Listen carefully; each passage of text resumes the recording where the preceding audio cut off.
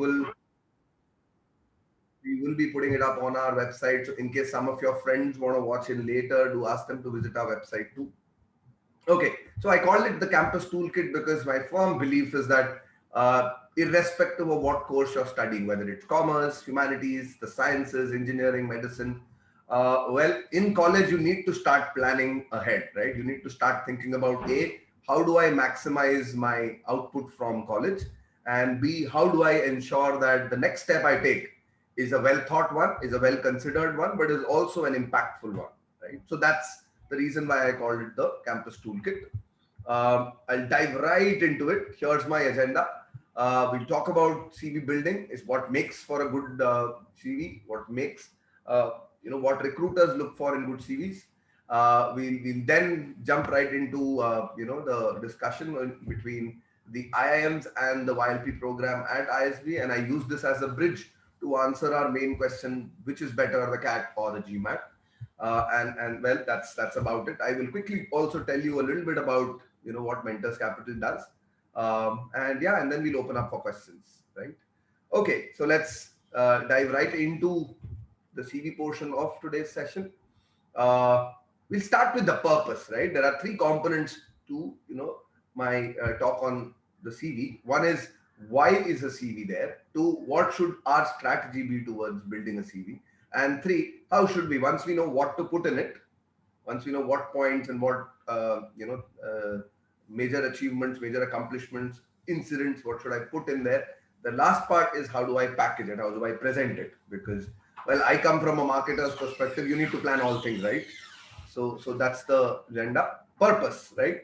Well, most people tend to get confused about the CV round. Well, it's not an elimination round, right? Well, we do hear these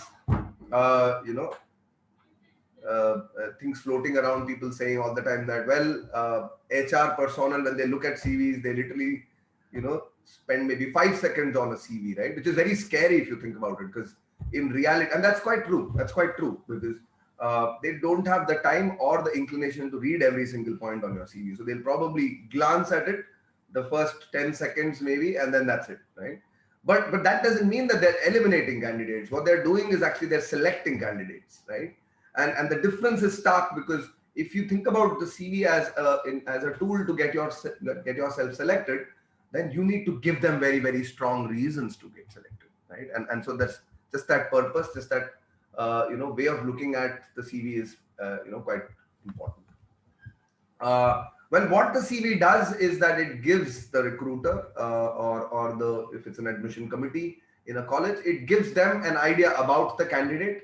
It tells them what has the candidate done in with their time, right, at school and then after leaving school. And it also says, right, that in terms of prioritization, this is what the candidate chose. This is, XYZ candidate decided to play sport, and then, till 12th was a district level, state level, national level player, and then come engineering, well, he's decided to then focus on some other aspect, right? So that's a priority that he or she has chosen, and so they could judge on that basis, right? So it tells you what the candidate has done, and B, how he has prioritized, right? So it becomes important, right? These are life choices that you've made, and these are life choices that recruiters will look at. Okay, and finally, once we've identified what the candidate has done, the CV also helps. It might be too early for for us to be talking about mapping attributes, because you're all in college right now. I think the skill set at least should be largely uniform. But usually the CV is also a good way of mapping the attributes that the role requires and the attributes that the candidate brings to the table, right? So it's like a matching, one-to-one matching that recruiters will try to do, right? Well, the way CVs are used today, most companies, I mean, I know I've written some, but the reality is that it become most now have some sort of a data analytics tool, some sort of a automation tool that quickly reads, info from the CV, mines that info, and then there are a couple of sort of, programs that run on it, software that runs in the background and quickly tells them this is the consolidated score for the candidate. Which basically means that what companies do is that they assign importance to certain key fields on the CV, and then they assign some weights to those, those parameters. And finally, by applying those weights, the program calculates a net score, right? And well, again, the net score is more about, well, how do I look at, 1,000, 10,000, 15,000 candidates and still sort of manage to sift out, let's say, a top 100 from that, right? So given the volume of, the sheer volumes, it becomes important that they do something like this, right? So I need to again keep that in mind, right? These are all very, very big implications. These, I mean, most of these are very are things you already would know, right? But they're very important to again restate, because it will decide what your strategy should be like. And this is something I absolutely like saying, is that CV is nothing but you making a sales presentation, right? It's the first component of your sales pitch, right? And there are many movies that have been made about people who are good salesmen.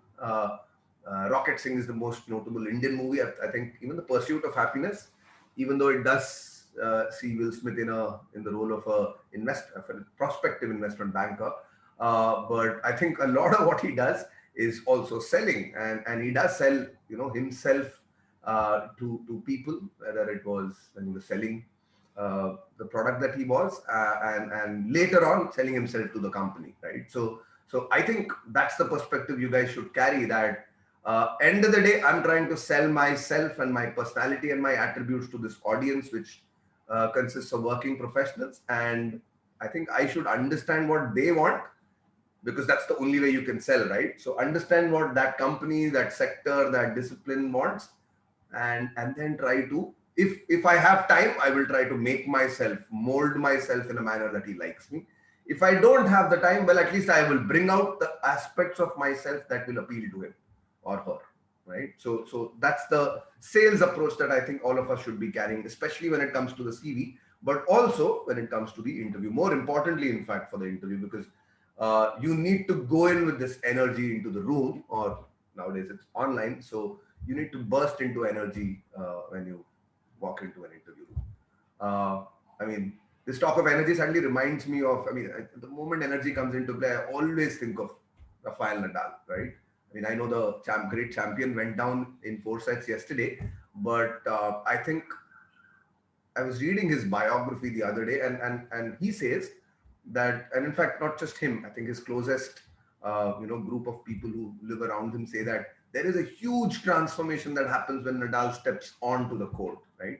Before the court, and you've seen him in interviews, he's this jovial, ill-natured person who's calm, who's composed, who's not at all aggressive. But you see him on court and he becomes a gladiator. He's, all toughness, all energy, and all aggression. And I think that has lessons for each one of us. That I think when comes the time, I think comes the man. And that's the way that you guys should also be.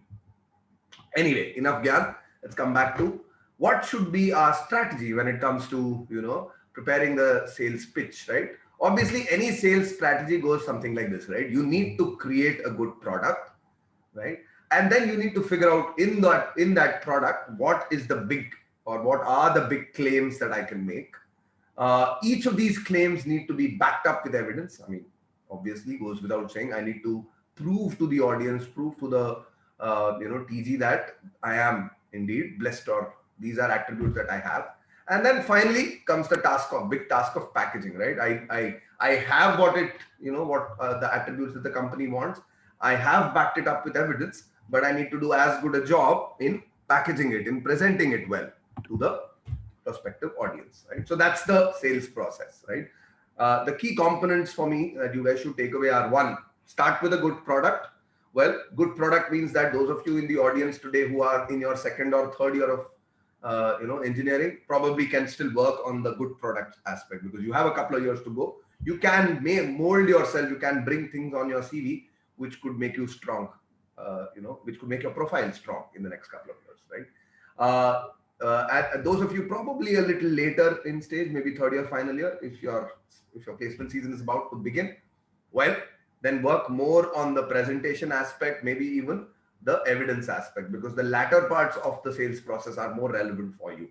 Because I don't think you can obviously, even with 6 months to go, you can do things that will sort of sit on your CV, but my hunch is that if it's an overall personality that you're building, then maybe most of the work has already been done, right? So again, take it with a pinch of salt and take it in your own personal context.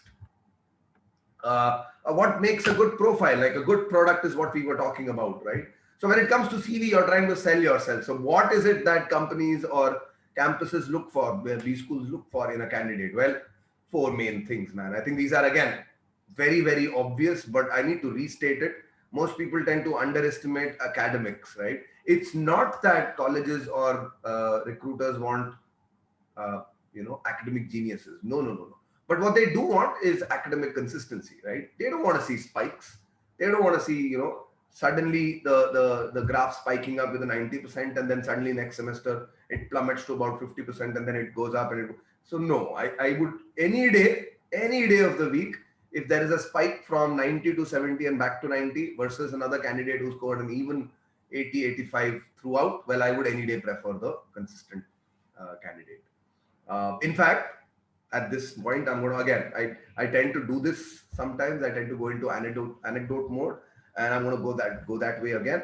I go back to the times when I was sitting for B school interviews. I remember, and this is a hilarious incident. I remember this interview at one of the IIMs where, in fact, it's not just my incident. It's also a couple of other people who shared with me on that and sat with me on that panel who shared this. Well, the interviewer immediately asked me, when I walked into the room, he immediately asked me to recount my 10th, 12th, and graduation scores.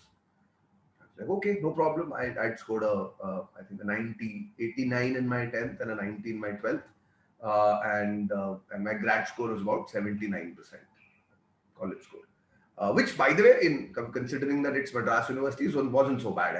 I think my topper percentage was about 85, 87 in my department in college, and I think the university topper must have been maybe in the 90s, right? So I wasn't doing too bad. I was doing all right. Within department, I probably was within the top 10, but wasn't killing it. Also because I probably wasn't that interested in the technical field at that point in time. But here I am sitting in one of the most important interviews in my life, and this candidate, this gentleman across the table, then goes on to ask me, okay, how do you explain the dip in your academic performance? And I was like, what? I don't think I've dipped.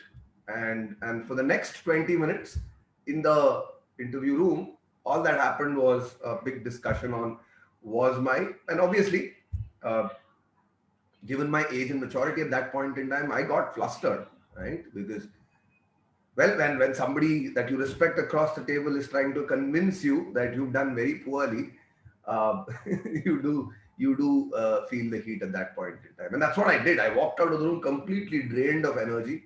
My face was showing that my dejection, and obviously I didn't get selected by that college. I had all calls, so end of the day it didn't affect me. But that was a big takeaway. I mean, a big insight into what these schools look at, that they do want academic consistency. If you've been top of class, then they expect you to be top of class. If you've dipped for whatever reason, they expect you to know why you've dipped. They don't expect you to be. And this is again an example I used to illustrate that in interview scenarios, if the person at the other end tries to intimidate you, and this was probably a very, very good attempt at trying to intimidate me and see where I stand. And if indeed the interviewer is trying to intimidate you, then you need to hold your ground. You need to have planned for that eventuality, right? So again, I'm going to stop the anecdote at that, but I think rest assured, B schools and recruiters love to see candidates who have a good track record, right? From the standpoint of academics, it tells them that here is somebody who's willing to work for whatever he deserves. B, they want to look at positions of responsibility. They want people who take initiative. They want people who take on responsibility and then fulfill those responsibilities, because that's what a job or a career entails. Obviously, extracurricular activities.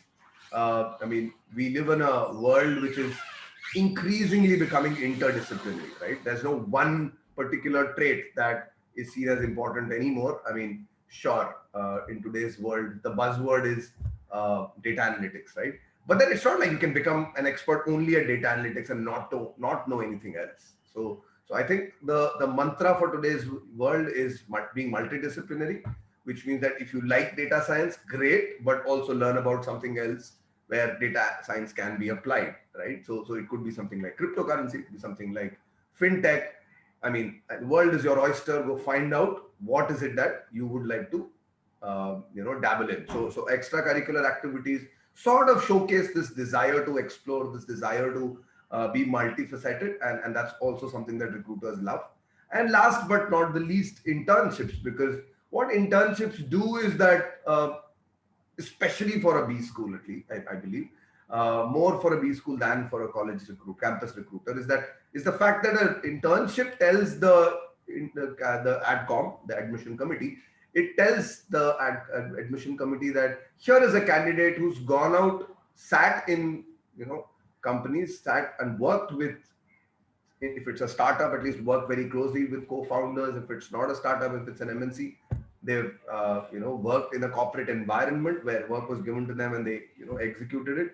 I think that's a good proxy for, is this candidate fit to survive in the corporate field or not. It's not the best proxy, I agree, in today's scenario, but nonetheless recruiters look at it positively, right? And there's another reason why they do that, because what tends to happen is that once you've done an internship, you also get, as a candidate, I'm sure that you guys have all faced this.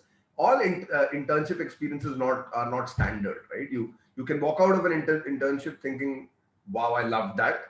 I loved what these guys do, and I loved what they made me do, and I'd love to do this in the future, right? And conversely, you could be walking out of an internship, or in the middle of the internship, you'll be like, when is this getting over? Because I don't think this is cut out for me. Either I am not this kind of person, or maybe this company isn't the kind of company I would like to join. So it's a good way of testing out your options, of at least exploring what the world is like, what the corporate world is like, I meant. And so also looked at positively for that reason, right? Okay, so we've understood why the CV is important. We've understood what are the key things on the CV that companies, recruiters look at. So what should our strategy be? How should we go about building a good product, right? Well, again, no points for guessing. Start with the most important one, which is academic consistency. Well, if you're in your second year, third year, put your foot down, and say, at this moment, tell yourself that, well, I'm going to work as hard as I possibly can. Well, I know it's an audience of all NITians, so you guys are all competing against each other for that 80%, right? But trust me, it's easier to do here than in a B school. I'm not sure what your grading system is like. If it is CGPA based, I guess not everybody can score the 80% that I want you to. But definitely work hard at it, right? Trust me, the best of firms will not even give you a look in if you don't have that kind of a benchmark, right? On campus, reality, B school campuses, you guys have all heard of Day Zero, I'm sure. Day Zero placements are most coveted on B school campuses, because here's where the most prestigious investment banks, consulting firms come in, right? Most MNCs, big MNCs, like Google and Amazon would also probably try to get for that Day Zero slot, right? It's not easy. B schools are very, very selective with whom they allow. But Day Zero companies are they come with their own sort of requirements, and one of those requirements is always around academics, right? That you've studied 4 terms, five trimesters here. Let's see if you are in the top 10% of your batch. If you're not, then I don't need you. So recruiters do place a very, very high value on the kind of grades you have, right? So please put your foot down and score well in your college exams. I would also add that maybe try and go a little out of the way to add other achievements which are academic nature, which could be in your discipline. If there are, if there is some research you can do, there are projects you can do, then please be part of that. I know that you're all engineers, man. You must have a million projects based on AI, ML, robotics, and all of that. So please make sure that you dabble in those kind of projects. I know that if you're looking at, the classic thought is, well, I'm going to do management. Why should I do coding, right? Why should I get into technical projects? Well, yes and no. I think nothing is strictly technical. I believe my firm belief is that You know, people who work in technical roles make great managers as well, right? Engineers make great managers. So, well, do what you do best and do more of it, and make sure that you know you are evaluating how strong my academic consistency portion of it of my CV is. Number two, internships. Well, when it comes to being very very formal after academics, companies look at what kind of internships have you done. Well, I would encourage you to explore at least 2 to 3 fields, right? In my experience with candidates who are applying to B schools, and I do this every year, right? We have this program called Mission IIM, where we get students to who have IIM calls, and we train with them, and we engage with them. We train them for the PD GDPI process. It's called the PI-WAC process now. And one of the first questions I ask of candidates is, well, why do you want to do an MBA, right? Do you have an idea of? In fact, it's not like I invented the question. The most important question for a B school is, well, why MBA, and what are your career goals? And trust me, even the best of undergrad students, people who score 90% in college or less, people are clueless, right? And well, if it's not hard to understand why you're clueless about career goals, because you haven't done it yet. How would you know if you want to do it for the rest of your career? So I think from that standpoint, I believe that internships are critical, because besides the tangible aspect of I can put it on my CV, bullet points, etc., etc. I think one of those big intangibles is that you will get clarity about what works, how things work, and whether you are fitting into that or not, right? Okay, so thank you, somebody who's scribbling. And yeah, so it gives you that opportunity to explore multiple career options. I should think if finance, consulting, HR, and marketing, if these are the broad fields, you want to eliminate the one or two that you don't like, but the ones that are in your list, please make sure that you get into an internship in that particular domain. Uh, well, there are these standard questions on, should I go in for a formal internship? Should I work with my dad or my uncle's company? It's a medium-sized company run with a decent turnover of a few crores. Should I go work there, or should I exclusively target an MNC? That's one question that people ask me all the time. The other question people ask me all the time is, should I go for a MNC, a multinational company, or maybe even an Indian company, but one that whose brand is well known, versus should I go in for this nascent startup, new startup that's come about, it's been established in the last 2 years, small team of 10 people. Should I consider working for them, right?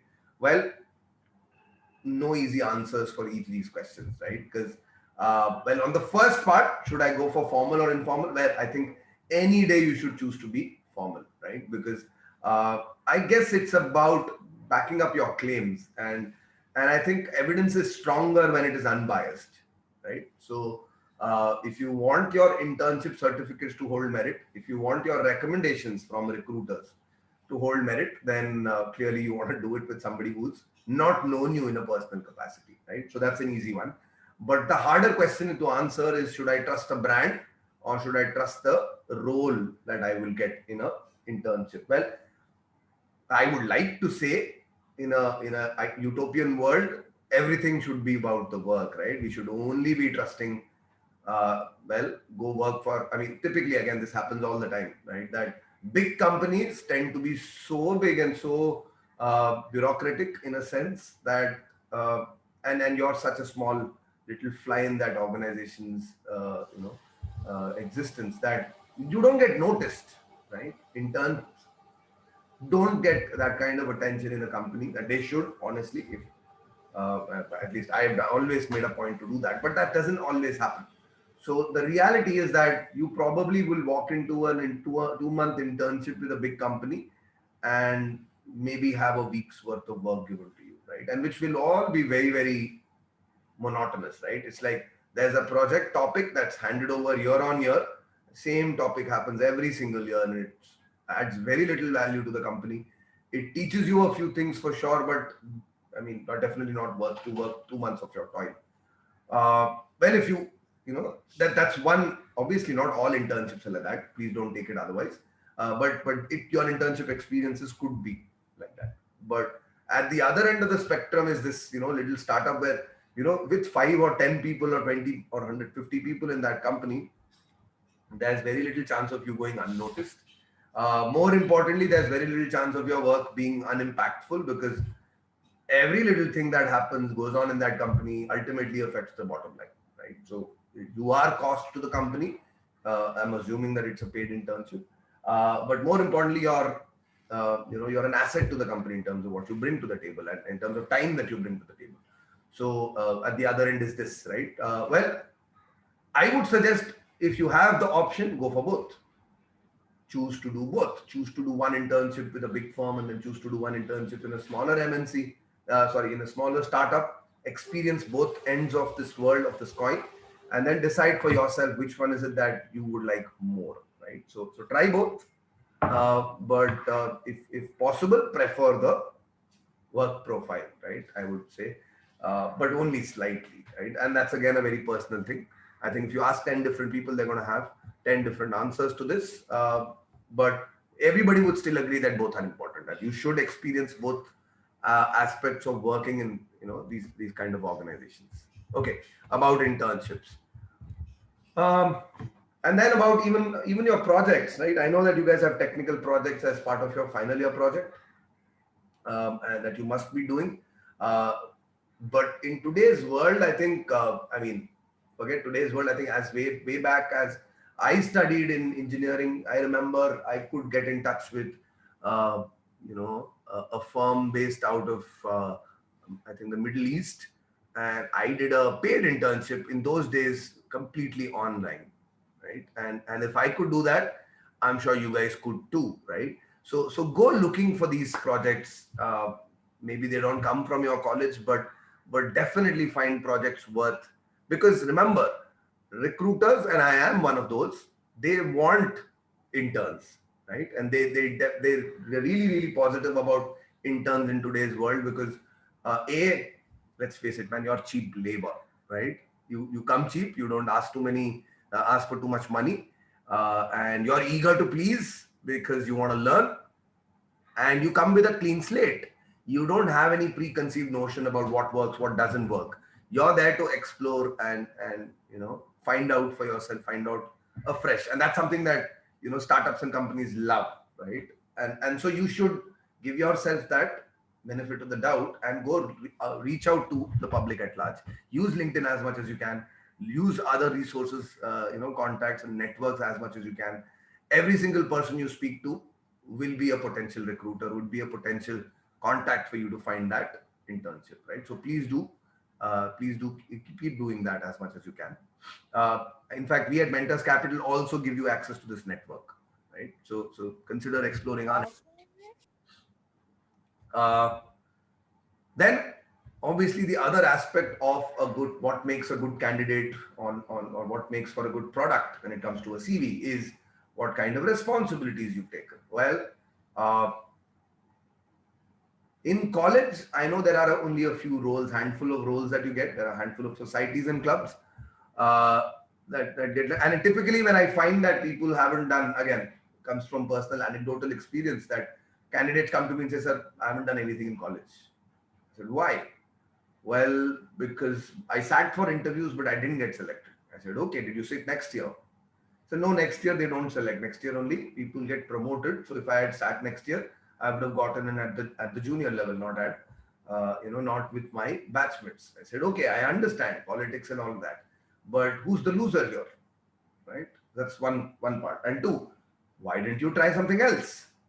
And you should, right? The whole thing about responsibility, PORs, is that it comes with this word responsibility, which means that the onus is on you. Many people I know got frustrated. In fact, I can give you an example here. There was a candidate that I sat with.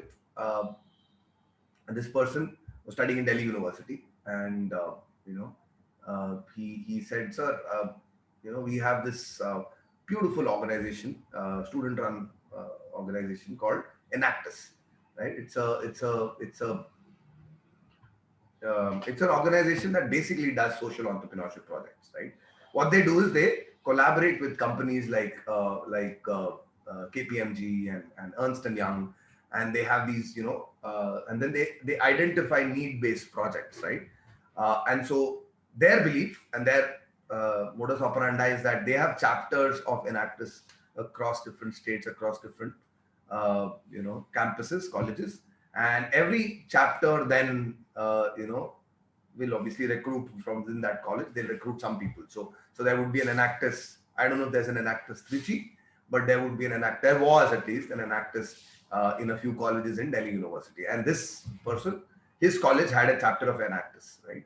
And the way Enactus is structured is that you get selected first within Enactus, and then all members of the Enactus team will then be allotted some projects. They would then work on those projects. Each of those projects will be mentored by one of those professionals from KPMG, NY, some Deloitte, some big firm, right? So you get to work on a real project.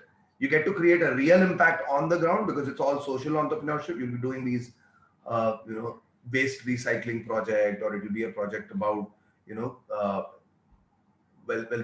are these women who need employment, who create artisanal stuff, and you need to work with them and make their make a marketing plan for them, take it to the market, take it to the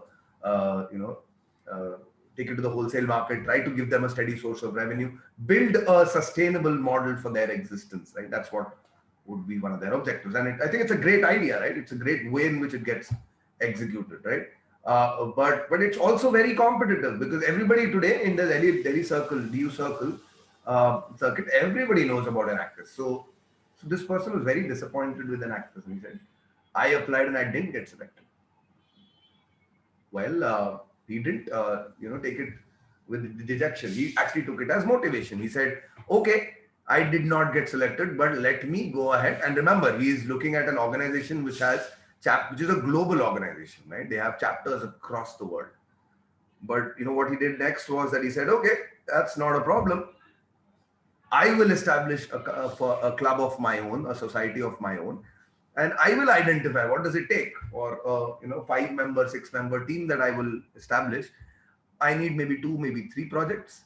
Well, I'm going to go out and find those projects, because if I understand Enactus, and he did have friends in Enactus, so if I understand the kind of projects that they do, why not go out and find other opportunities like that? And trust me, it does sound like a big uphill battle, especially if you're in college. You have much better things to do than, you have LAN gaming, and you have, not today it's in LAN gaming anymore, right? It's online gaming, or where you have your own, set of idiosyncrasies that you do on campus. So doing this was a bold step.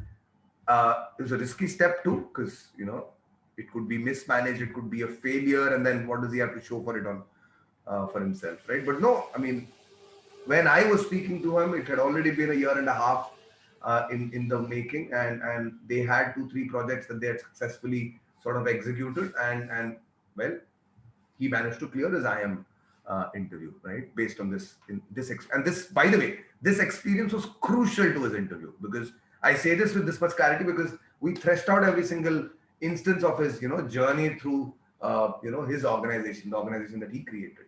And by the way, imagine now the kind of legacy he leaves behind, right? You feel so proud that in your alma mater, you've created a new society, which plays a new function. And well, students can take that forward, right? So that's a matter of pride as much as anything else. So positions of responsibility, very critical, very, very important to be as talking points in an interview. And well, it's your responsibility to go find, right? Don't come to me saying I didn't get enough work. Well, invent work if you need to, but it's important, right? And when it comes to extracurriculars, I did say expand your horizons. But I'm going to leave a last note here by saying that, hey, it's great to be dabbling in different things, but on your CV, a recruiter or your admissions consultant is only going to look at what have you won. Right? They don't care about, I know of people who went through B school competitions, B-plan competitions, because they were like, well, I'm applying to a B school, I better show myself as being good at B plans. Well, first 2, 3 B plans at contests that he sat in came last. Absolutely dejected. Did not give up. Went through 17 other competitions before he got his final victory, right? He went through 17 iterations before he finally won a B plan competition. But then the moment he won the first competition, he won the next 5, right? And so his CV now, like, it literally shouts out saying, I am a B plan expert. I know how to, you give me a topic, I know how to make a, great business plan around that, right? That's the perception you leave with a recruiter or somebody who's looking at your CV saying, hey, this person has won the biggest B plan contest that is considered the biggest one, at least in India, right? So those kind of things become important. Okay, come to backing up all of these major points with evidence. Well, when it comes to academics, well, don't just say and this is something that happens all the time. People tend to be very open-ended in terms of making claims, right? Don't say I have, or even in your CV or in words, don't ever say that I have strong analytical skills. It's much better to evidence that by using a test score, right? Don't be shy. If you've taken IIT JEE, if you've taken now it's not called IIT JEE, sorry, if you've taken the JEE, or if you've taken an exam before that, maybe a couple of Olympiads, if you've taken some aptitude test, if you've taken even the GRE or the GMAT, those scores must be there on your resume, right? Because it's a big sort of indicator of your analytical bent of mind, right? Number 2, I did talk about this, so I'm going to give it a skip. We did talk about internships. Don't just say I work with ABC company, right? Try to work with big firms, and even if you haven't, at least try to impress the company. Try to impress the audience with at least the kind of role that you played, right? And that impact that you created. With internships and projects, in fact, that becomes a key area, right? The fact that you created an impact becomes very important, becomes very critical, because, well, most companies tend to pay more attention. Most candidates tend to pay more attention. Imagine it, right? If you open the newspaper, what's the first thing that catches your eye? A big number or a big power word on display there, right? I mean, the fact that you got that you won a national level contest will obviously jump out, right? The fact that you've created created a revenue of 20 lakhs in your internship is obviously going to stand out, right? So look at those kind of data points as much. Well, as it comes to projects that you worked, again, the more global the scope of your project, the larger the scope of the project that you take. If it's for example, if it's a technical project you're doing for college, well, I guess it depends on the nature of the project itself, right? Because people choose very the project topics sometimes tend to be very restricted to a particular domain and the kind of impact it can create, versus sometimes a project that has a much wider appeal tends to apply to a lot of fields and in fact even geographies, and even if it doesn't, even if you're I didn't pay much, give it much thought when I was in my final year. But you can always, like I said, you can always try for more opportunities later on, right? But make sure that the appeal has to be global. Look at this. The point I'm trying to make here is that if you can go out of the way, volunteer or seek an opportunity, even if it is an unpaid one, seek an opportunity where you can create an impact. And by the way, if that opportunity is not within your own state, and if it is within a different geography, maybe even a different country, even better, right? Because then you can bring in this aspect of how you coordinate with the different culture. You can bring in more and more of mileage you can derive out of it, right? So keep that in mind.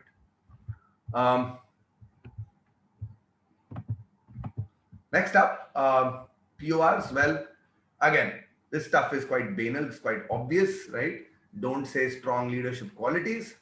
Choose a role that defines those qualities, right? I think, and I probably reflect the thought of every recruiter and B-School admission panel here.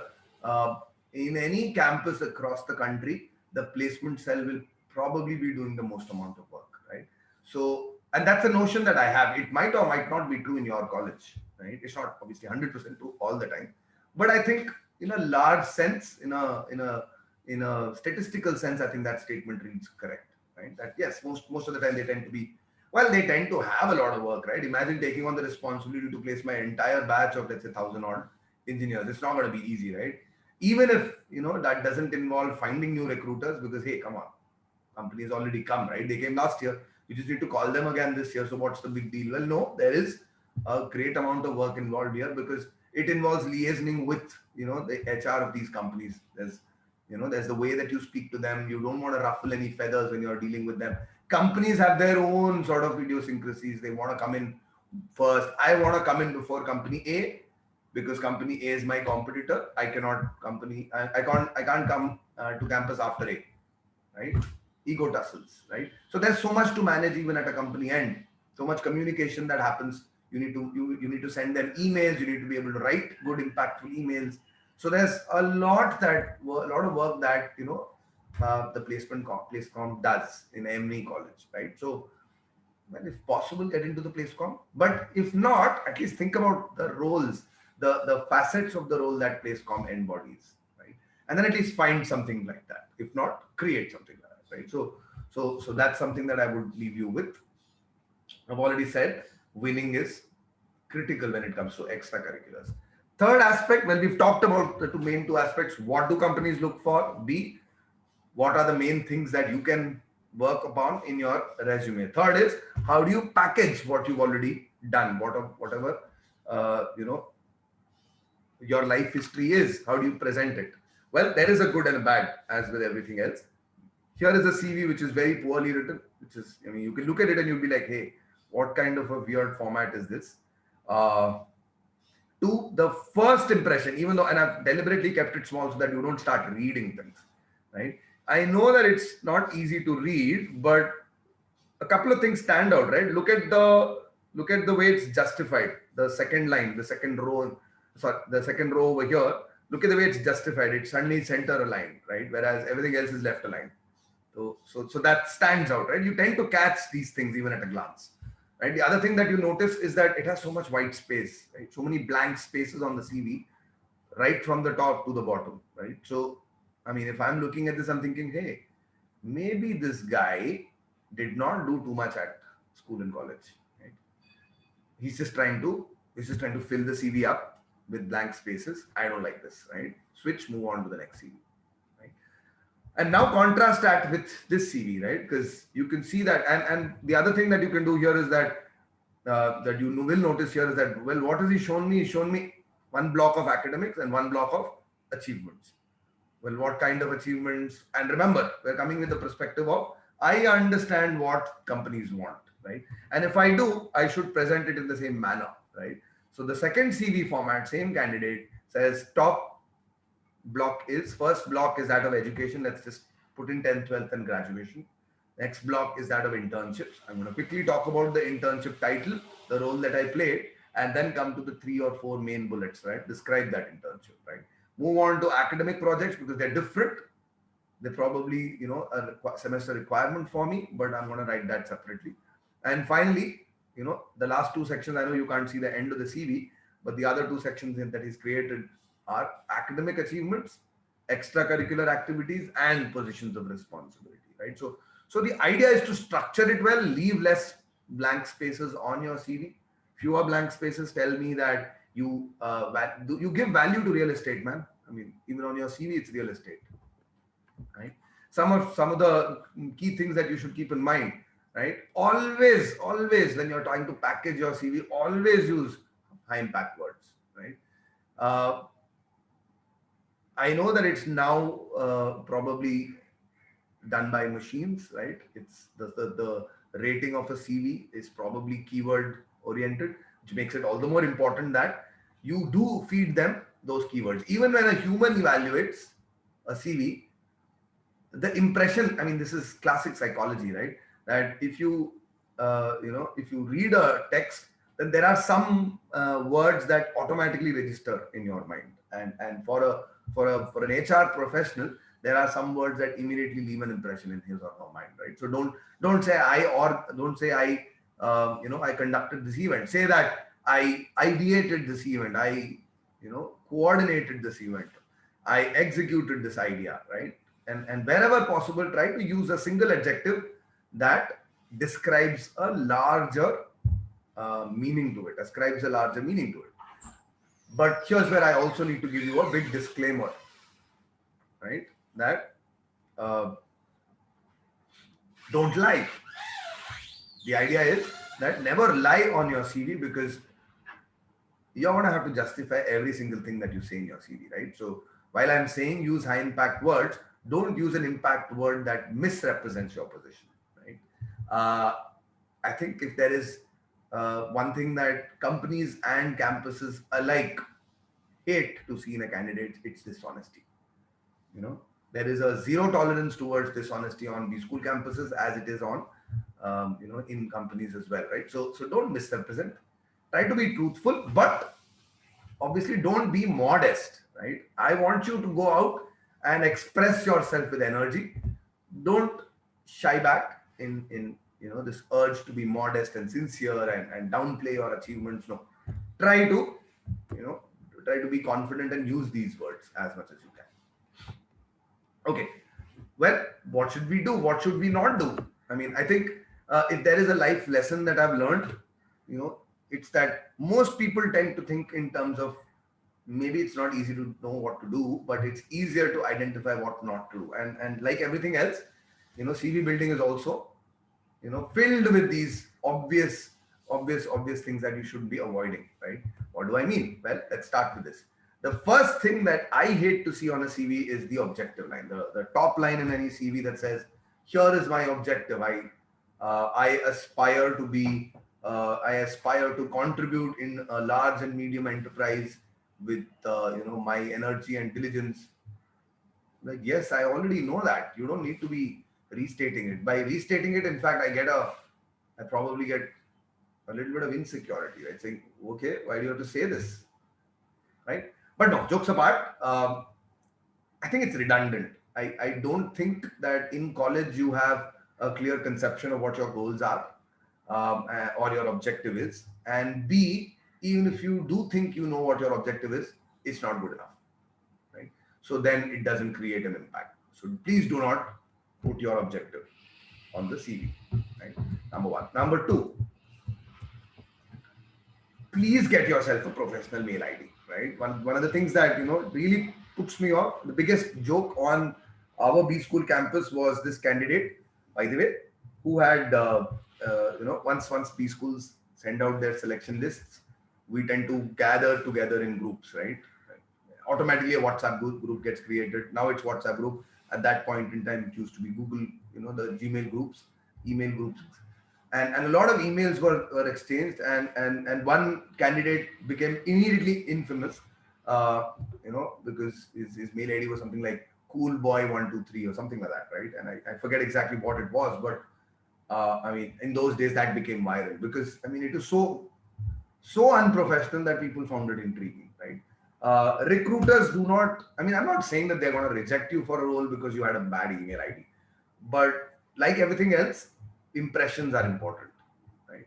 So leaving, I mean, I'm not saying a good email ID will leave a great impression, but it might avoid a poor impression at least, right? Your name should only contain your name, full first name, last name, maybe a few digits, but try to avoid using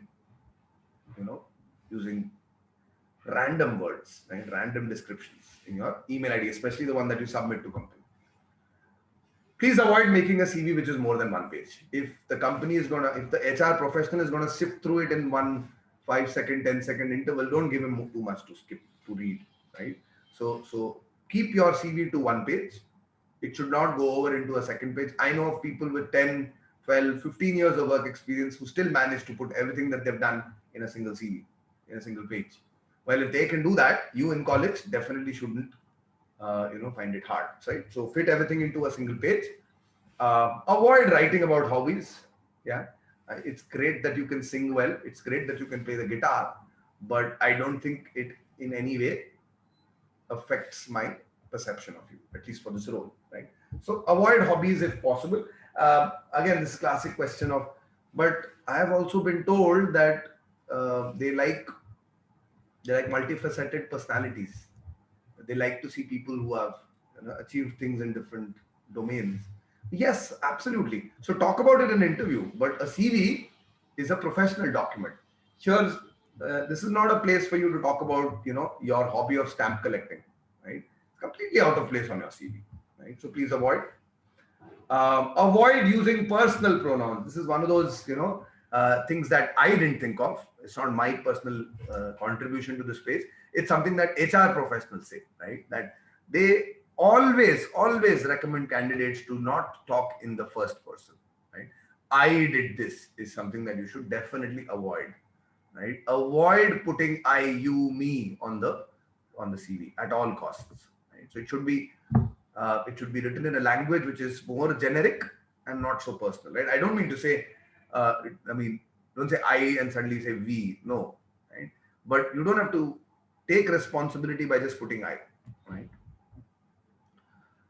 And yeah, keep it basic, right? Avoid fancy fonts, and well, in most cases, think from the shoes of a recruiter, right? Think about, don't give him extra words. Keep your thoughts and ideas very, very short.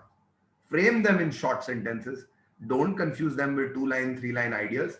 And then use power words with that, right? Ideated versus think I thought out of the box, right? You can obviously find words that express your ideas in a concise manner. If you can't, then go speak to people who can. Speak to your brother, sister, mother, father, somebody who, or a friend, or a professional organization which can take a look at your CV and give you an honest assessment of how it is and then how it can be changed, right? And there are two aspects to changing a CV. Is one, which is the area where information is insufficient, right? And then two, which is the area where the expression is not impactful, right? So for the first case, I'll try to say, okay, this is a weakness in my profile. Let me go and do more to build that point on your CV, on my CV. And the second aspect is about packaging. So then I need to rewrite it. I need to rework the way it is written and also the way it looks on the CV, maybe the formatting. So those are aspects that you should start worrying about, right? By the way, before I go ahead, I should also say that we at Mentors Capital give out a free profile evaluation to anybody.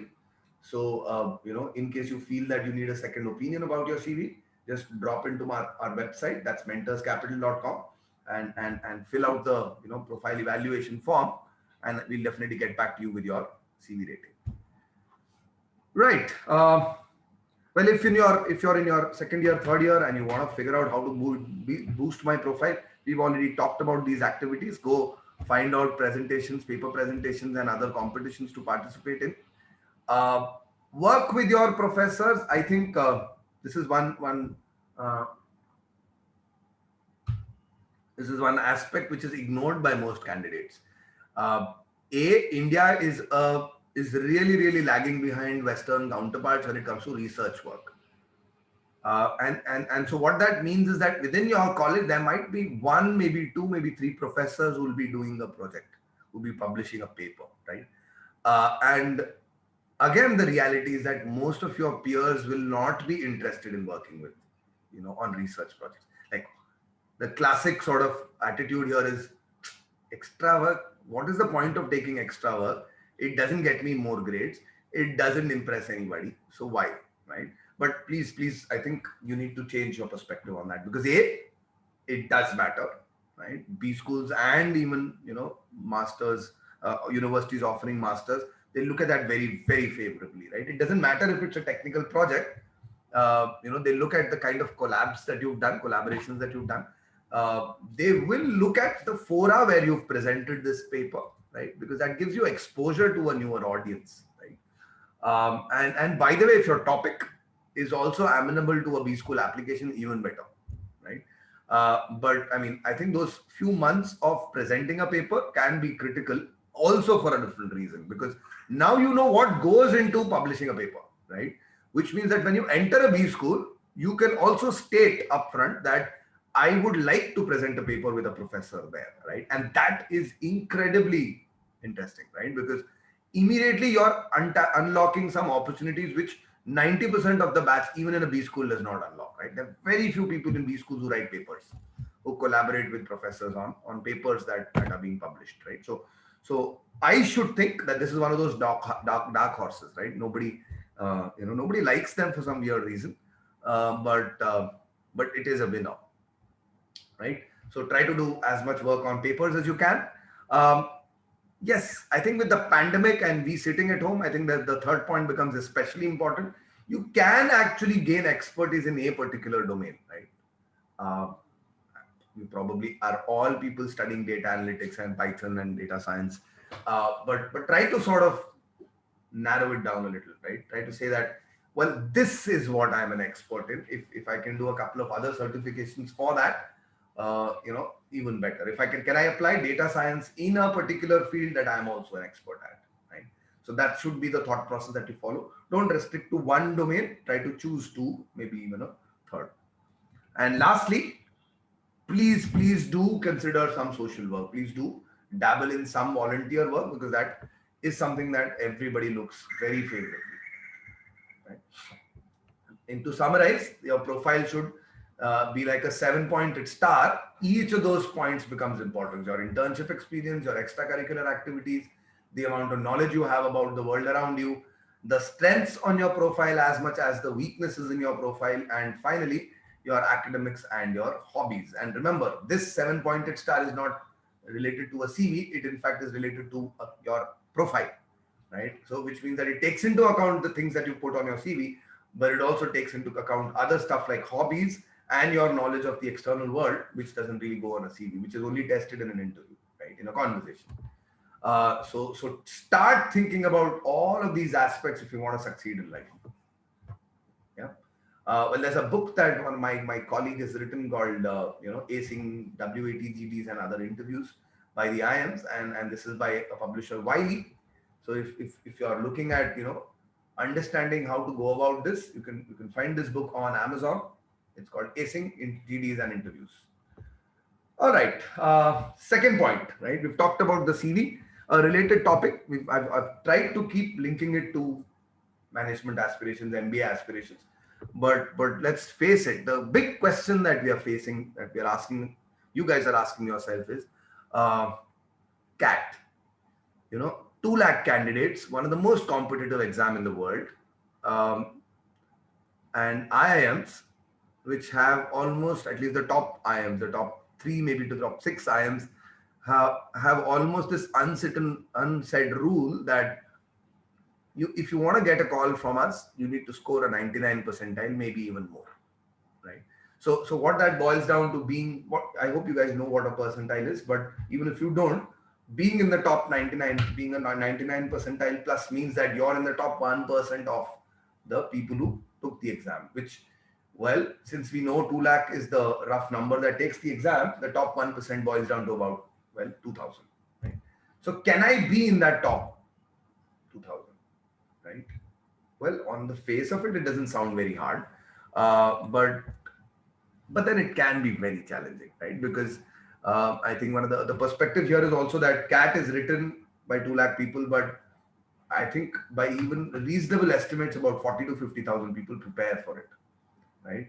Well, you might think that boils down the competition, but still, if you're competing with 40,000 people who played a game and you want to be in the top 1,000, then you're literally saying, that here is the sport of tennis, and I want to directly in the space of a year, I want to be playing in the Grand Slams, right?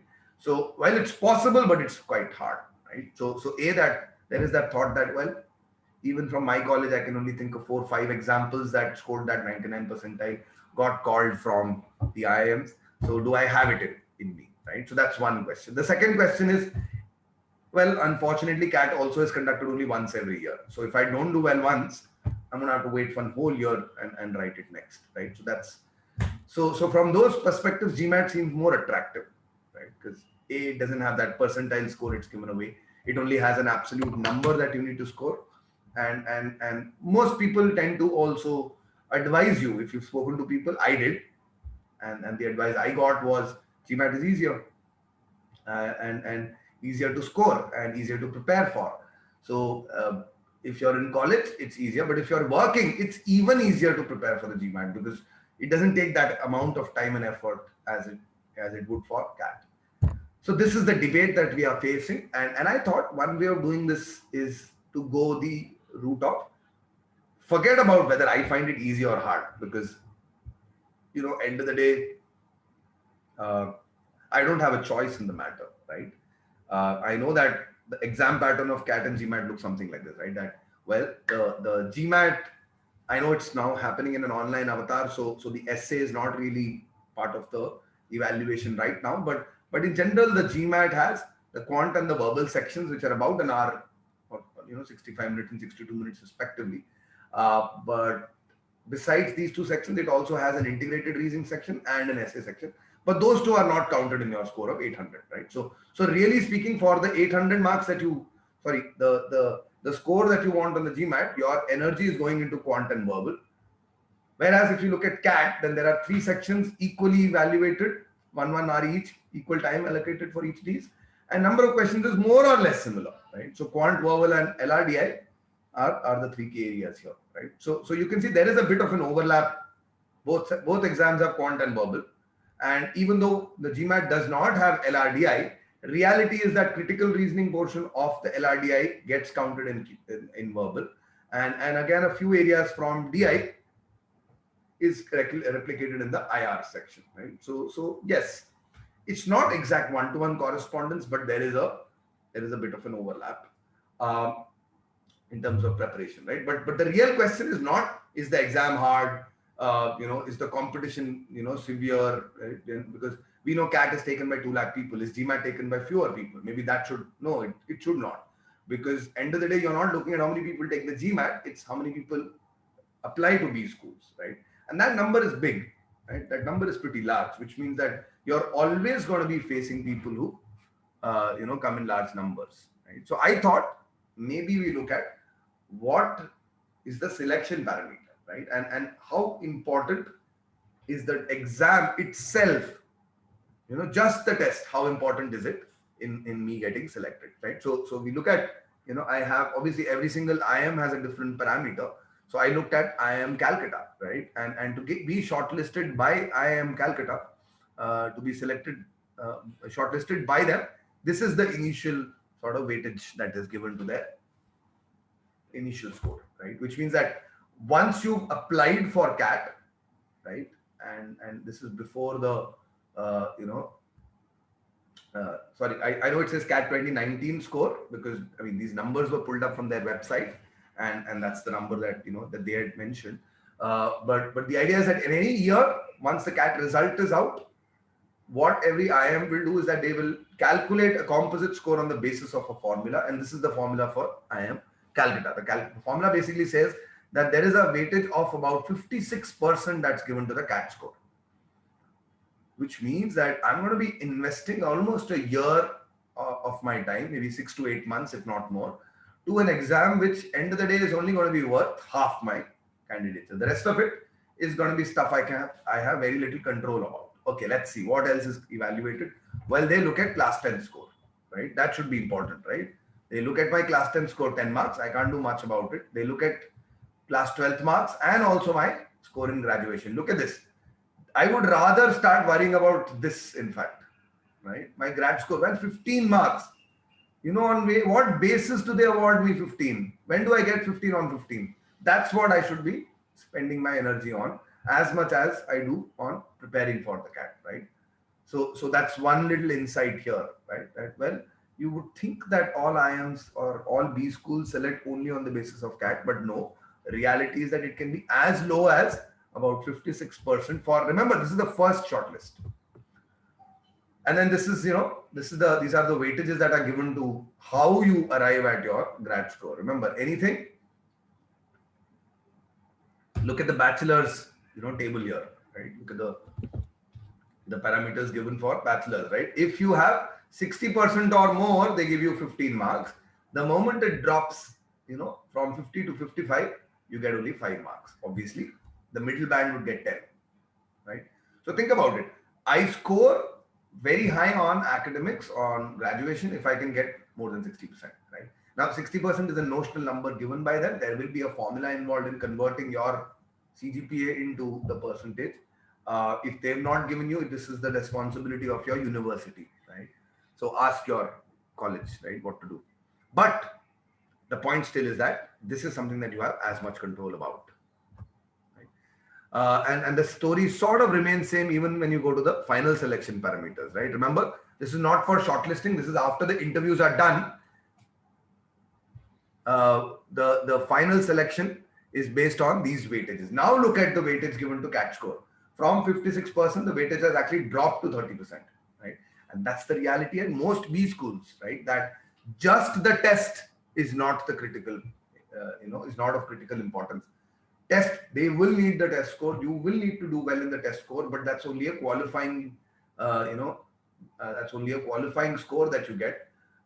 End of the day, you could also get in on the weightage of how well your interview went. For example, look at this: an essay that you write after getting selected is worth 10 marks, whereas your CAT, which you prepared for a whole year, is worth only 3 times as much, right? So I mean, it gives you a little bit of perspective on what is important. Remember, to do well in the WAT, you need to be a well-read person. You need to have, diverse perspectives about things that are going on, and that probably will help you craft a good essay. Today, if I gave you this assignment to write an essay on, I don't know, climate change, I'm not sure out of the 30-40 people who are attending live, I'm not sure how many of you will be able to present a good 500-word essay on that if I gave you an hour or a 45-minute time, right? Well, that's the skill that you want to develop. Okay, at the other end is the YLP program, right? The Young Leadership Program, which is ISB's flagship program for college students. It's a it allows you entry into their MBA program. It's also one where there's almost an eligibility criteria of having 2 years of experience at the very least, right? But the YLP program sort of circumvents it for you by saying that, well, we will reserve our seat for you 2 years later. You can come and join, and we'll do this so that you can, in the meanwhile, gain some experience, right? So you get admission, that's provisional admission, and they give you a little bit of training on the side, but the actual program for you begins after 20 months, right? So you get selected in this year, you start working in studying in 2023, 2022. No, 23, I was right. And the YLP is open to candidates in their pre-final year and final year of graduation, right? Which means that if you're all in a 4-year program, so maybe in your final year you can apply, and then in your third year also you can apply once. And remember, and let me quickly give you a sense of the timelines at play here. But before I get to timelines, there are 3 stages to the YLP application, right? There's one, the application stage. You submit your application with a 1-page CV.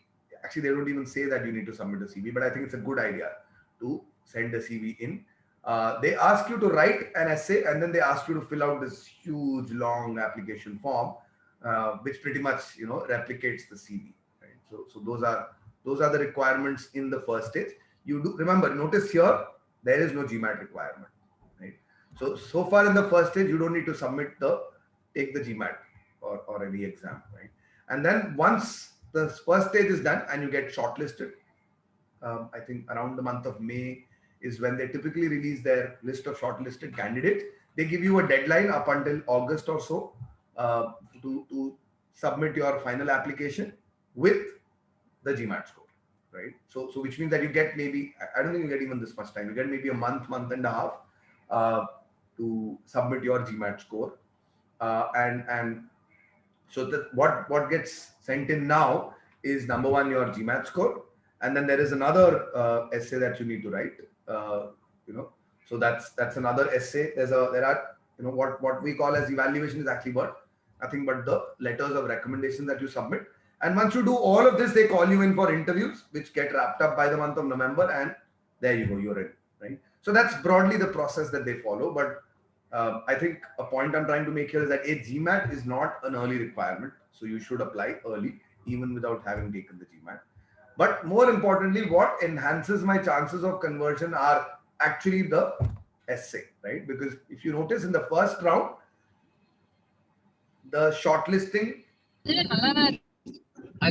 does not include my GMAT score. It actually only involves whatever stuff I've done in my CV, put on my CV.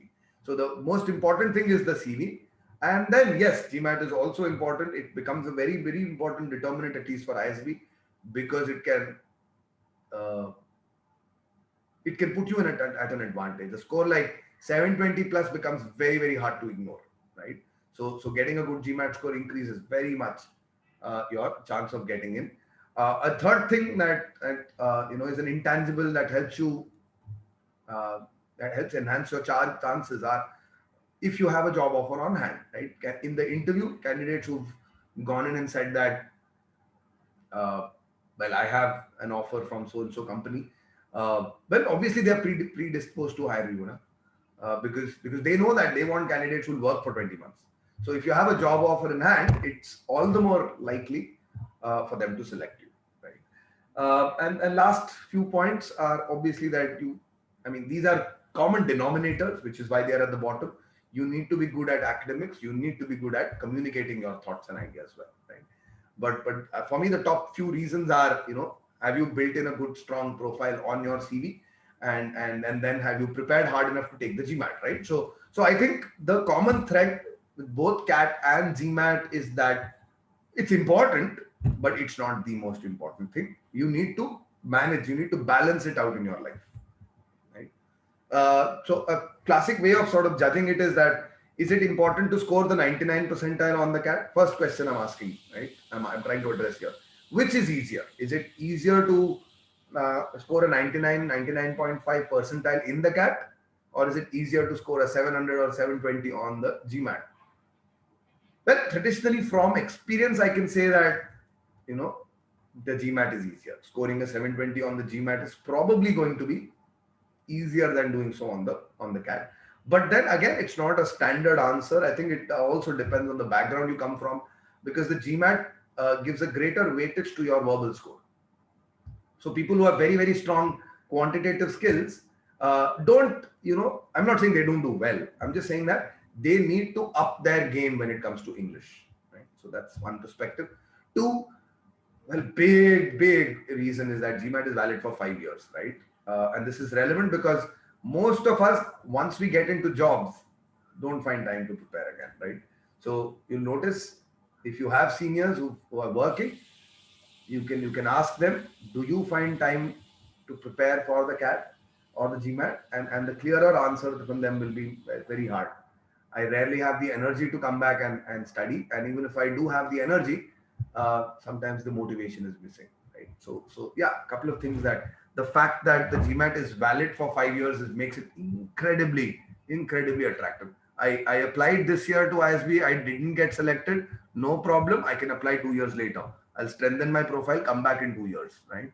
Or I could actually apply to some of the big wigs abroad, right? The Harvards, the MITs, the Stanfords, the UPenns and Cornells of the world, because these are campuses which are not out of reach for any of you, right? All of you deserve to study and can get into one of these big ticket names. I was speaking to somebody from Cornell the other day, right? And in the course of this conversation, we were trying to explore what got him into Cornell, because this is somebody who studied at Shiv Nadar University, and so by no means did I say this not with with complete respect to the university that he went to, but most people abroad tend to look at applicants seriously only if they come from IITs, right? Why? Well, because that's all they know, right? Because most people who have gone settled in universities abroad, I'm saying most. I'm not making this a generalization, but there are a few institutions which tend to be sending candidates more often than not. So they tend to be favorably disposed for them. But you would think that this is important, right? But the reality, and this is something that came up in that conversation, is that most people do not apply to the Harvards and the MITs and the Stanfords of the world because you are hesitant. Even if you are studying at an NIT Trichy, you're probably still questioning your ability to get into a Harvard, right? And the reason is you think Harvard has brilliant mind. I'm not brilliant. Harvard has, geniuses. I'm not a genius. Right? No, trust me. You go to a Harvard, you will become brilliant. You go to a Stanford, you will become the next change maker.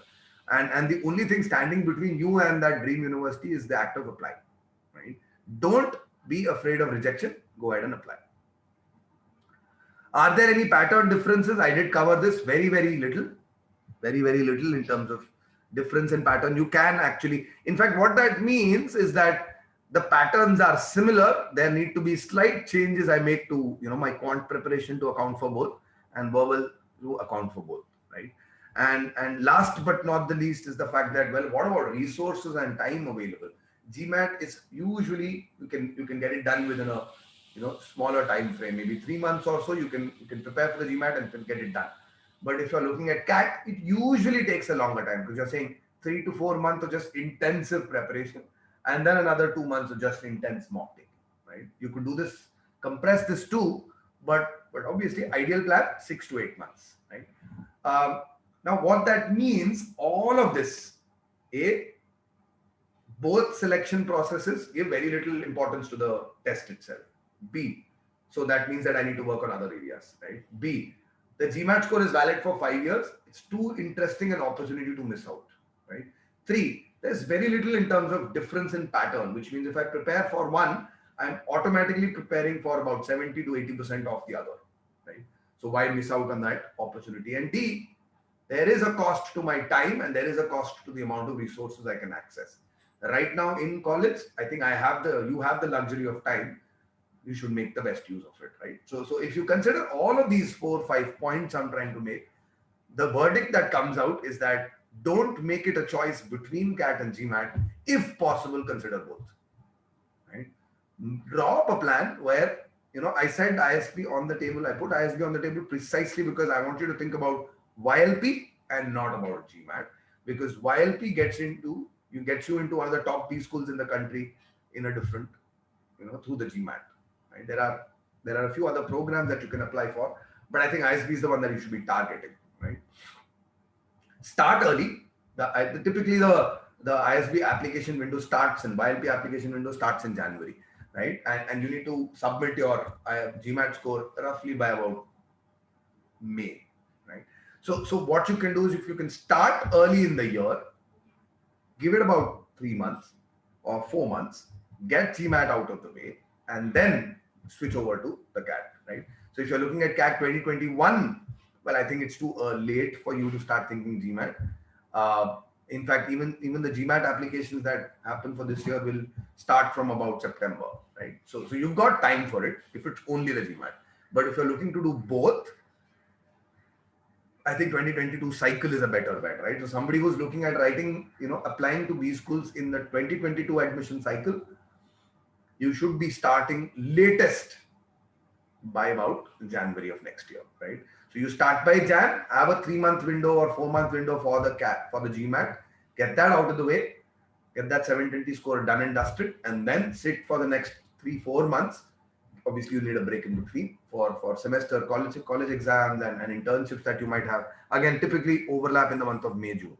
So you get your internships and your college, exams out of the way, and then renew, sit back and prepare for CAT, right? Take mocks, prepare for CAT. So that should be my honest, very, very honest recommendation to all of you, right? Okay. I hope that I addressed, the agenda in as meaningful a manner as I can. I'll quickly take a minute to tell you about Mentors Capital. Well, what we are is a network, is a expert network. What we're trying to do is put together a network of professionals from diverse backgrounds, academics, students themselves who are studying there, and professionals from top universities in India and across the globe, right? And the idea is to collate professionals from diverse fields. So we do have experts in management, but I think that's not something that we're limiting ourselves to. We're looking at science, humanities, commerce, design, a lot of interesting areas that we are looking at, that we are getting experts to empanel, What you can do on our platform is that you can explore these career choices. You can find, let's say that there is a B school that you would like to go to in India or abroad. I think very easily you can find a profile that matches your requirement. I want to figure out if what marketing is all about. I want to figure out how an investment banker approaches his life, what his day is like. So there are a million questions that you could have. Ideally, the more close-ended they are, the better it would be. But we have multiple services that help you in that figuring out domain, right? Do I want to apply in India or do I want to go study abroad, right? Do I apply for a course in marketing or should I apply for a generic management program, right? So a lot of these questions that you'll have need some sort of an advice, right? And the advice should ideally come from the proverbial horse's mouth, and that's what we try and enable. And once you've explored and you've found out, 2, 3, or maybe even one profile that fits with your needs, well, you can directly connect with that person, right? All our mentors come with that commitment of we will make time for mentorship, we will take that seriously, and we will try to create an impact when it comes to every single conversation, right? So find somebody that you like, and we will, the platform will enable you to connect with him or her. In case you're confused, you don't know which person to contact. In fact, a lot of our networks, a lot of our expert network is still not on the platform, right? They're still in the process of getting empaneled. New people that we are exploring and sort of speaking with, we're trying to sort of find a common way in which they could be available on our platform. So in case you don't know, or one of those situations happen where you don't find a profile that fits your need, well, reach out to us. We'll still find you a person to connect with, right? Just the other day, I had this girl who wanted to apply for a program in media and entertainment, but she wanted to apply for a MSc media course in at the London School of Economics. And to me, that initially I was like, why would you want to go study media in a school of economics, right? But then she wanted to vet this. She wanted to ask if that indeed makes sense or not. And then how to go about applying. And then, while I didn't have anybody directly from that, you don't really empanel people from, who've studied management, who've studied music, who've studied media from a economic school, right? So, well, it took some time, but I did get somebody to bring in the correct perspective that she needed. So those are the kind of things that we do at Mentor Assist. The idea is to get you to succeed, right? Whether it is that perfect job, but my objective is more on career lines.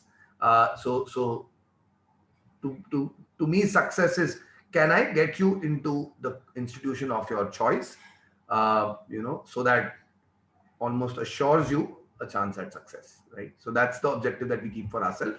Our experts span multiple universities across the globe, both within India and abroad. And like I said, the list is ever expanding, includes members of faculty, people who are currently studying there, alumni from these places, even in some cases, people who sit on interview panels, selection panels at these schools, right? So very eclectic mix. And what does the platform offer? Well, 3 main offerings. The flagship one is personalized mentorship, one-on-one, connect with anybody you like. 2, we also support your college application process, which means if you want help with shortlisting, if you want help with, writing your statement of purpose, getting your essays, other college essays done, you want to prepare for an essay writing round, you want to prepare for interviews, right? In fact, the third module is also about just test preparation, right? Do I want to prepare for CAT GMAT? Do I want to prepare for TOEFL IELTS? Or maybe some other format of an online exam, right? So all of this is something that Mentors Capital offers on the platform, right? And by the way, I'm going to leave you with this thought. We are running an introductory offer wherein the first booking that you do on our website, right, is absolutely free of cost, right? We want you to try out our platform. We want you to tell us how it worked out. So we are giving out the first one for free. All you need to do is visit and start exploring. Well, how do we approach things differently? There are myriad companies and players who come and talk about we prepare for CAT, we help students. Well, our approach is different for 4 reasons. One, we don't rely on our expertise. Both me and Abhishek, who run Mentors Capital, are both IIM Bangalore graduates. but we don't rest on our laurels. Nowhere on the website will you see us talking about it's an IIM, it's established or run by IIM Bangalore. Right? We don't say that. I think our reliance is increasingly on the kind of network, mentors that we can tap into, and the different kind of perspectives that we can give you. A, B, having been in the education space for some time, I think we appreciate the amount of diligence and involvement we need to have in dealing with students, right? So it's a very, very mentored approach that we take, where if you come prepared with us for the CAT, it's not like I'm going to only talk about CAT. We are open to discussions on multiple areas. I've spoken to people about their personal lives, outside of college life and whatnot. So we have a very, very, very, very sort of involved process. Student centric is the way that we are. Most of our prep strategies for even interviews, like for example, I'll give you this anecdotal information about our Mission IIM program that we run for B school aspirants to get into once they get calls. Remember the selection ratio of at the IIMs and most of the B schools is about 10 or 15 to 1, right? Which means for every 15 people, there's only one person who gets selected by IIM Ahmedabad or Bangalore. So even if you get selected, even if you get a call from IIMA, there's very small chance, maybe 5% of you getting it, right? So against those numbers, against those kind of statistics, our Mission IIM program had a 65% success rate when it came to just the top 3 IIMs, right? Which means those candidates who prepared with us, almost 3 in 5 candidates converted their IIM ABC call, right? That's how impactful our program was. And I think this is an outcome that is purely linked to the fact that we have a very, very process oriented program, whereby you go do a one-on-one session, you discuss. There is a personalized approach that we take initially, where you need to discuss with the mentor, and you need to sort of iron out whatever talking points there are in your essays and your profile, and once those things are set in place, we have a host of things that we do in that course, which bring you up to speed with essay topics, with newer approaches that you can take. We evaluate. So a lot of things that we do are not done by other players in the market, right? And so I think these are the student-centric sort of processes that we have in place that get us these very, very high conversion rates, right? Well, that concludes my presentation. Thanks a lot. I'm going to leave you with this last thought, that the first mentorship session is free. So do visit the website. The URL is shown right at the bottom. It's mentorscapital.com. I would be glad to answer any questions that you guys have at this point. You've been quite a few stayed back. I know that we've gone beyond the dictated time, but if you have any questions, I'd be glad to answer them, guys.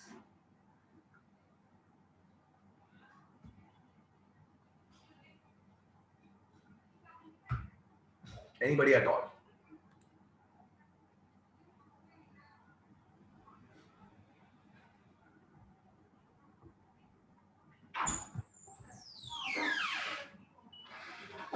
Hello, sir. Can you hear me? Yes, I can, Pooja. Hi. Hi.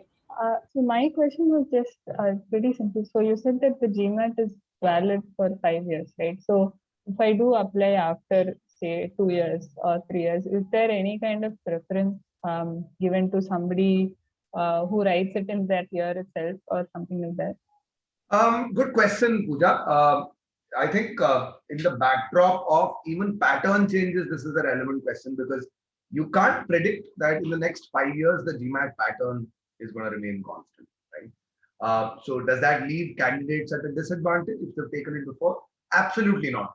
I think this is GMAT, the body that organizes the GMAT, their reputation is at stake, because they are the ones who committed to candidates and to universities that a GMAT score is valid for a duration of 5 years. So, I mean, it's their reputation at stake if indeed universities do not accept that dictate, right? So my perspective is no, there is absolutely no difference. The test might evolve, but that's an improvement. That's not going to be a drastic change in the pattern. So any test that you took 5 years before or 4 years ago is not going to be held against you, right? So that's that. Thank you. Right? Yeah, that's. Thank you. Yeah, sure. And I would request you guys to quickly raise your hands first, because we don't want people to start talking at the same time. How important? I have a question here from Karthik on the chat. How important is work experience for an Indian MBA or even abroad? Is it true that without work experience at a B school placement, you are restricted to only a few roles? Okay, there are actually two questions you're asking me, Karthik. Well, first part, how important is WorkX when it compares and when you're comparing Indian B schools with B schools abroad? Well, to be honest, if you're applying to B schools abroad and you're applying to the Ivy League schools abroad, without work experience, you can't even get in, right? Most Ivy League MBA programs have a median WorkX requirement of 5 years, right? And let that sink in. 5 years is how much experience you need if you want to get even considered by the Harvards and the MITs and the Kellogg's of this world, right? And I don't mean to say that all schools have that higher stringent requirement, but I think largely speaking, when it comes to applying abroad, MBA is considered a program which is suitable only for mid-level managers, right? Not entry-level executives, right? So that's the way it is abroad. In India, though, and in fact, this is true not just for India, it's also now been mimicked in the Western world, is that there is, in India, great preference and a great amount of, selection of school candidates is from people without work experience. So increasingly, the top schools in India are giving more weightage to work experience. My alma mater, for example, I am Bangalore, over the years has evolved into a school that prefers to see candidates with at least 2 years of experience, right? Now, I'm not saying freshers don't get in, but it is harder, right? And how do they make it harder is by, you remember I showed you that table with weightages. So increasingly what's happening is that work experience is given slightly higher weightages by a few campuses, by a few B schools. And because weightage is higher, your score will be higher if you have work experience. And it's all about getting a high score, right? It's all about getting a high composite score. So yes, so that's the trend in India, that tendency is to go towards the experience as much as we can. But still, the reality is that I still think about 7 in 10 candidates at these schools are people without work experience, right? So if you're studying in college right now and you have MBA dreams, I think India is your big bet, not abroad. When it comes to studying abroad, the consideration is not for an MBA. The consideration is that for an MIM, right, or a master's, right, MSc maybe in management. Right? So these are the newer programs that all B schools today are, even abroad, are launching, right? The INSEAD and the HEC Paris and the ISADE in Spain.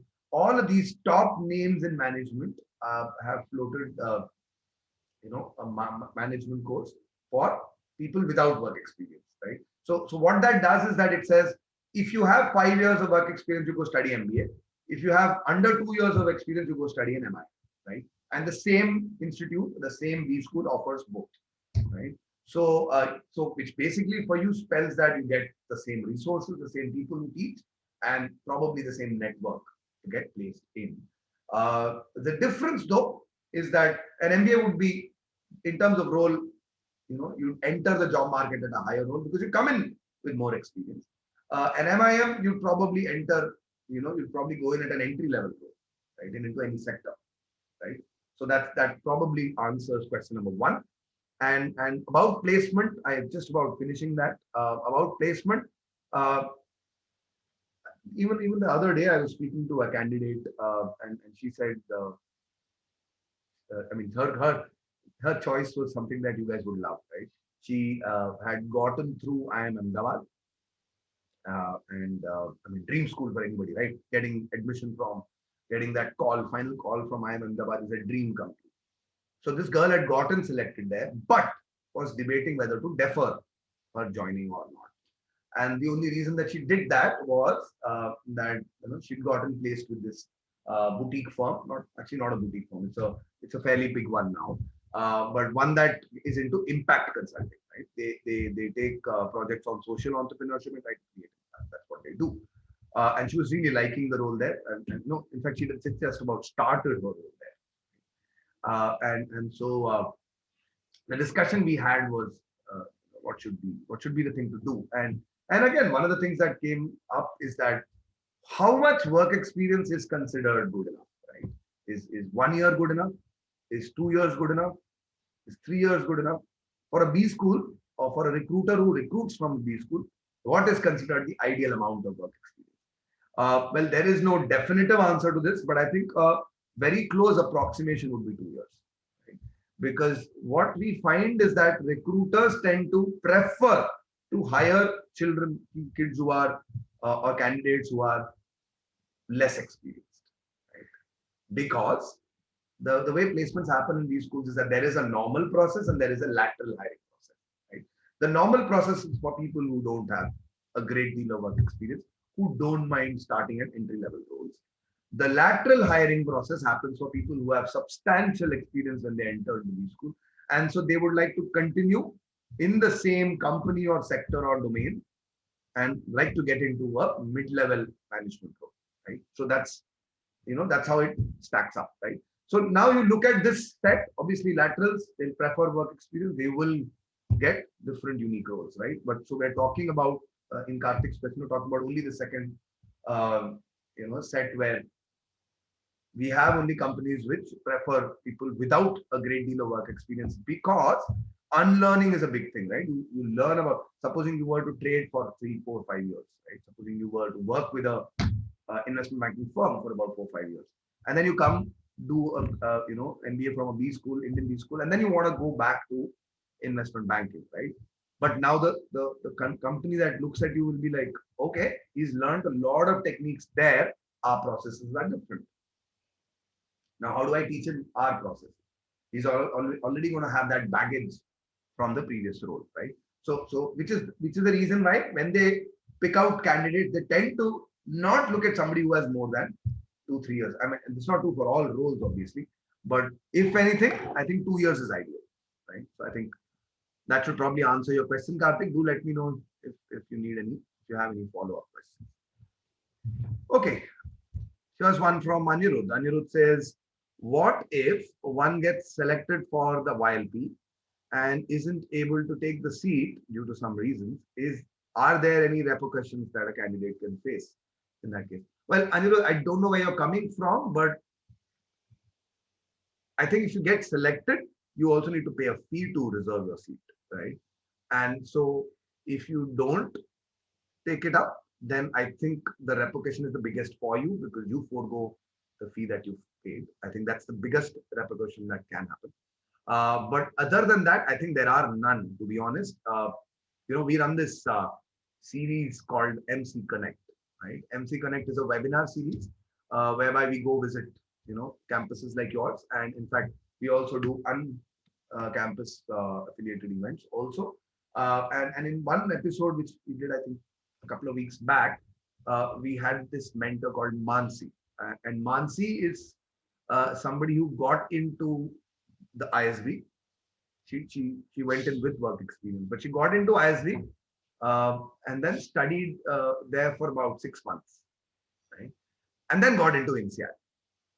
And I think given the fact that INSEAD is a global B school with a much bigger ranking in global terms, she decided to forego her call with ISB and joined INSEAD, right? I don't think she faced any problems, right, from that point onward. So from purely a professional point of view, that you have the right to make a better choice if a better choice comes your way. If it's a personal mishap or you have some personal pressing reasons because of which you're not able to continue, again, I don't think it's going to be disproportionately, consequential for you, right? So I think you can manage that. But I still think the repercussions are bigger for you. You lose your money and you lose this opportunity to study at a big B school. I certainly hope that you have very, very good reasons to not continue. Yeah, I hope that answers your question. Ishita is asking me, what is the ideal time to start preparing? Well, I would say the minimum time is about 3 to 4 months. Uh, I think you can start right now, month of June. If you're looking at CAT, I think you can get CAT 2021 and shape up for CAT 2021 prep, even starting right now.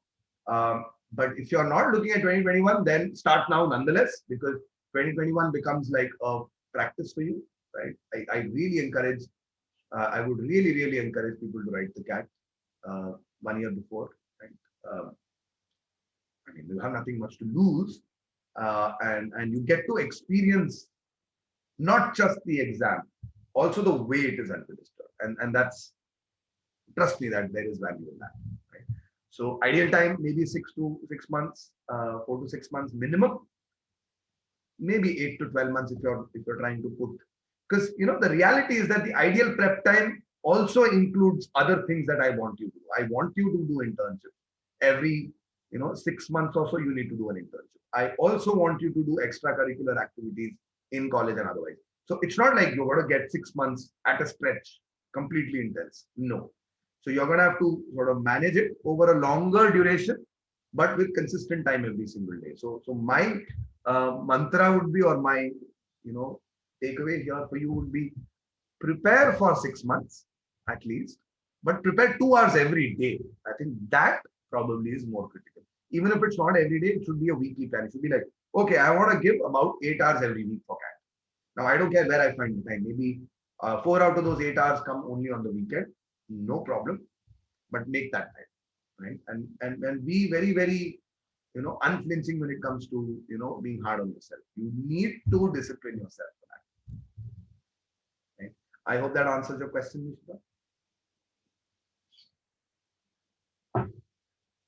Okay, here's Karthik again. Karthik is saying, well, I mentioned about MIM and NEM abroad. Yes.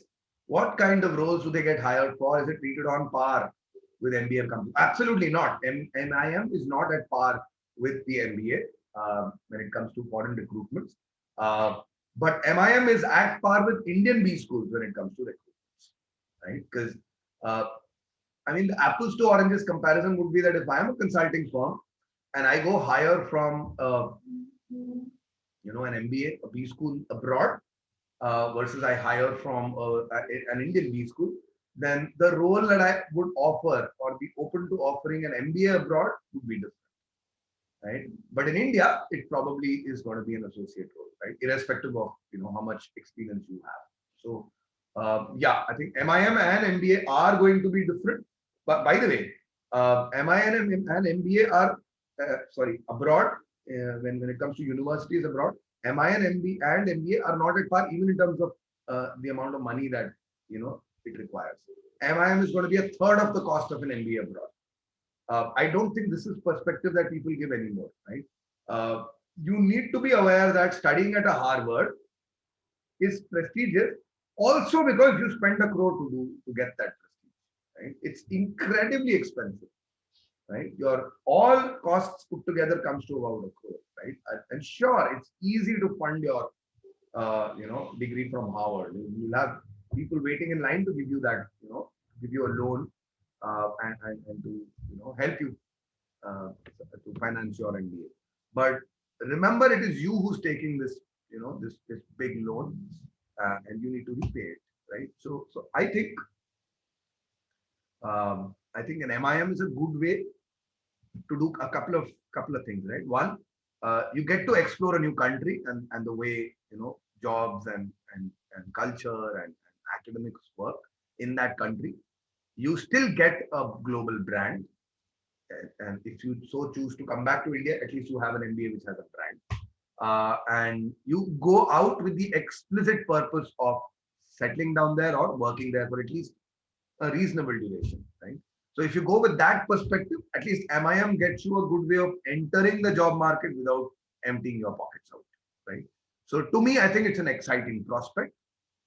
You study every single MIM candidate I've talked to is all praise about, the first thing that anybody says that Well, I went there, and in the first week, I was blown away because there were 70 nationalities sitting in class with me, right? And I mean, initially for jokes, I said, yeah, that happens in India too, because you go sit in a classroom in India and you have 70 different ethnic backgrounds that people come from, right? There's millions of us in India. But jokes apart, the reality is that you have access to markets and geographies and politics and everything under the sun from at least 50, 70 countries from the globe, from across the globe. So you make new connections, you study with them, you learn from them, and you learn with them. And that um, I think is worth is worth your time and effort. Right. So I think MIM is definitely worth applying for, obviously, uh, sooner than later.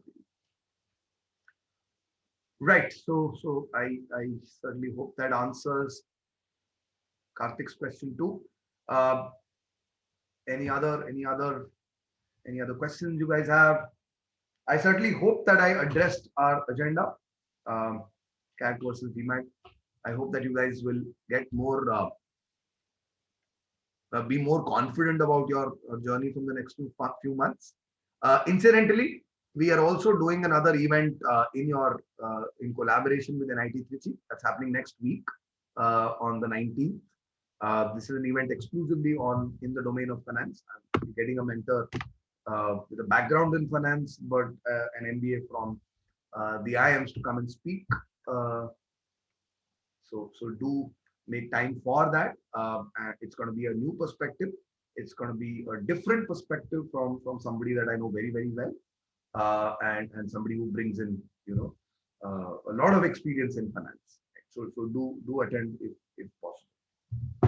All right, I think you guys have all run out of energy and questions. So on that note, I would like to thank all of you again for being so kind and patient and sitting through this. I would like to thank Sigma and NIT Trichy for organizing this webinar. And I would wish every single one of you the very best in the future. Right? Thank you. Have a great day, guys. Bye.